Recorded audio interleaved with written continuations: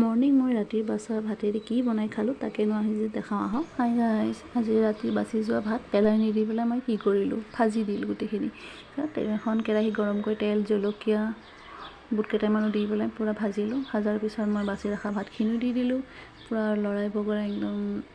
ইয়াতে মই soya sauce, ketchup আৰু অলপ জিৰা গুড়িও দি দিছোঁ আৰু হালধি নিমখ আপোনাৰ অনুপাতে দি দিলেই হৈ গ'ল।